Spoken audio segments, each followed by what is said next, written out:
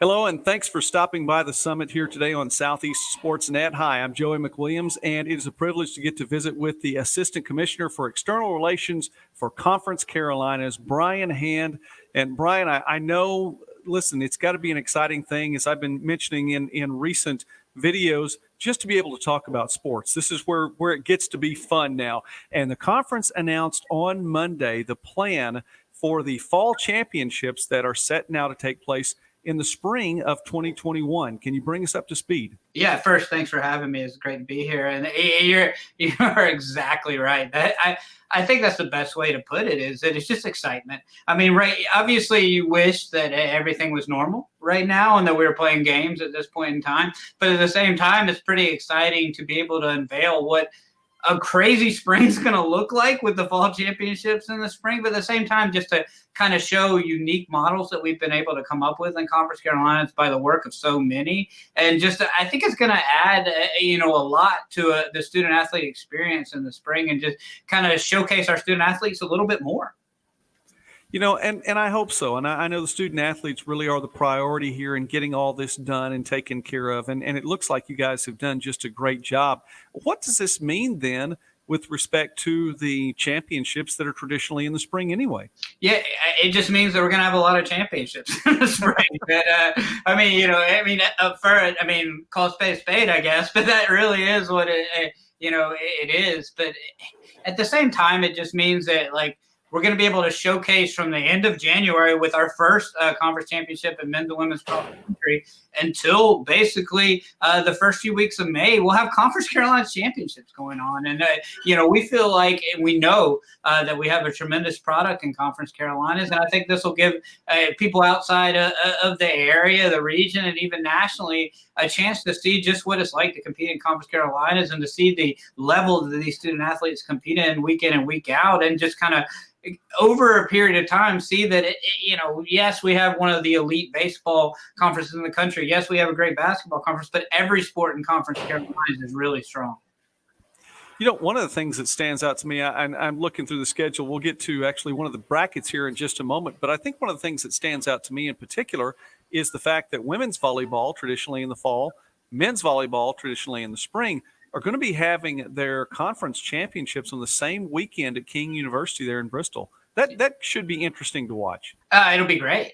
We're one of the only, in men's volleyball, our student athletes compete at the Division I level. There is not, a breakup. Division I and II are the same thing in the NCAA because of the amount of schools that sponsor the sport. So we're already competing at a really high level. But at the same time, many of our volleyball coaches coach women's volleyball too, so they kind of share some of the duties. And so this one was about logistics, to be honest, was that, when you have multiple coaches that are doing both, you have to make it where they can do both. So during the regular season, we're going to have a lot of double headers, and not all of our teams do both, or coaches do both, but the ones that do sponsor both sports, or even just play both sports, it'll give them an opportunity on their campuses to have some double headers that'll be really fun in their gyms. And then you go into the championship, and on the women's volleyball side and on the men's volleyball side, everybody competes and everybody's playing, right? So, when you go into pool play on the women's volleyball side, it really, really makes it unique. I'm glad you mentioned that. Let's go ahead, and I want to bring this graphic up right here, because what you're looking at right there on your monitor is what the women's volleyball championship is going to look like. I have to tell you, Brian, I've been working with brackets for many, many years, more than I'm going to say on this particular video.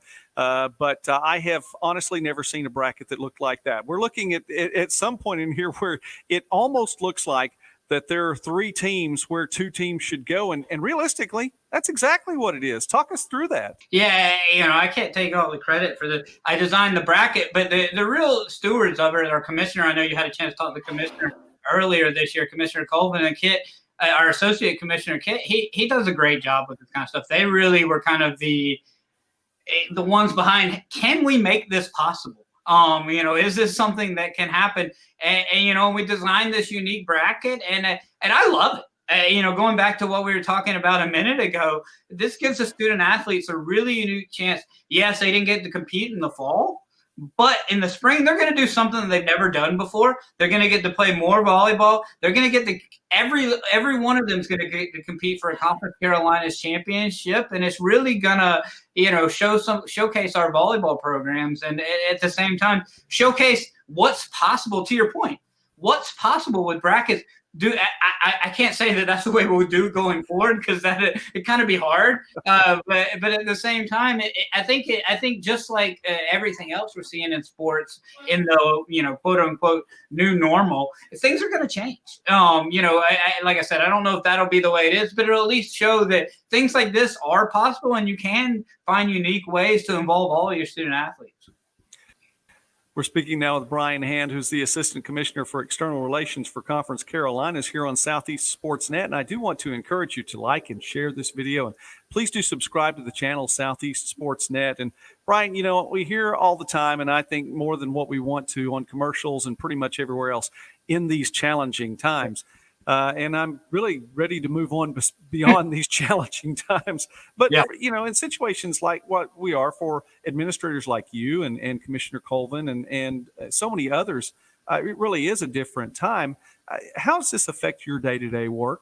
It's been tough. It's been a lot of, but the cool part about it, one of the reasons I do what I do, and I'm just speaking for me, is that, I grew up playing sports. I was lucky enough to play sports in college. And, I loved being around locker rooms. I love sports. I love what it provides. I love, the model that the student athlete model is. And, the unique thing about it is, and when I say all that, is that when it's about the student athlete, you make it about the student athlete. So it's a lot of teamwork behind the scenes. I mentioned what Commissioner Colvin and Kid in our office working together to come up with that schedule. Same thing could be said for Jill and Jordan and Nate in our office. It's been a lot of teamwork along, and I'm just talking about the conference office, but you add in, our board of directors and our athletic directors during the summer.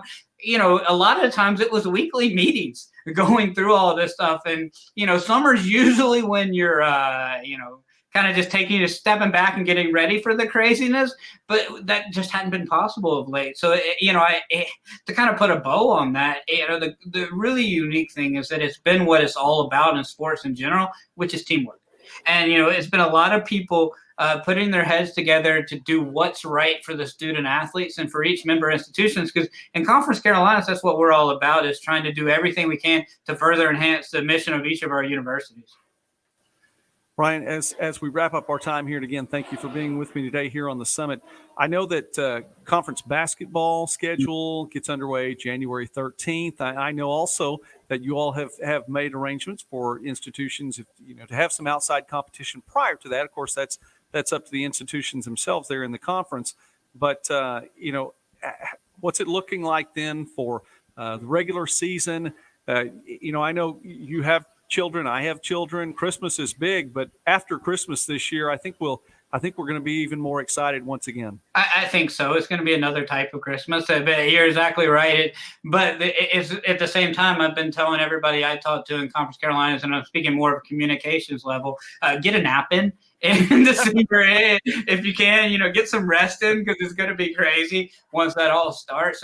We were one of the lucky ones last year, and that we were able to have our conference basketball championships at Wofford last year. We were, we'd had it a week, or D2 is the week before what D1 would have started. And some of the other D1 conferences were having their championships then, but it was great. And the fact that we were able to have a successful championship, crown a champion, and kind of, when the world changed, that middle of March, we had the satisfaction that we'd been able to have a showcase piece. So the really exciting part is that, as you mentioned, it's going to kind of be a condensed conference schedule, but it's going to be a lot of fun over those 2 months, roughly. Just less than 2 months leading in the conference championship this year at Wofford. So it's going to be really fun to, to see those student athletes kind of see what they can put together. In both our men's and women's basketball championships, you never know who's going to show up. I mean, going to show up meaning not who, because they're always going to show up to win, but meaning that anybody can win it at any time. So it's going to be really exciting to see them, duke it out for those 2 months to see who can make it to Spartanburg for our championships and to have our second year there.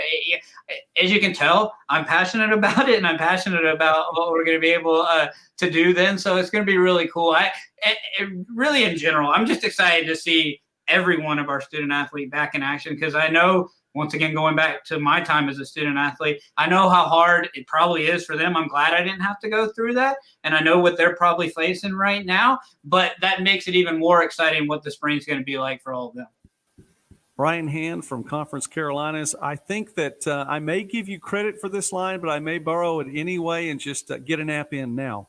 So okay, I'll probably give you credit at least the first couple of times. You give it to anybody. And after that, it'll be something that I always say. So that'll be all right. Look, success to you all there. I'm looking forward to seeing things get underway, really with some kind of momentum in the first part of January, middle of January, and then it's going to be really, really fun. We'll continue to follow along all the championships for Conference Carolinas right here on Southeast Sportsnet. Brian, thank you so much for being with me today. Yeah, of course. Thanks for all you do, and we really appreciate the time. I want to say thanks to everyone also for watching today as well, and please do consider subscribing to the channel, Southeast Sportsnet. In the meantime, God bless you. Have a great day.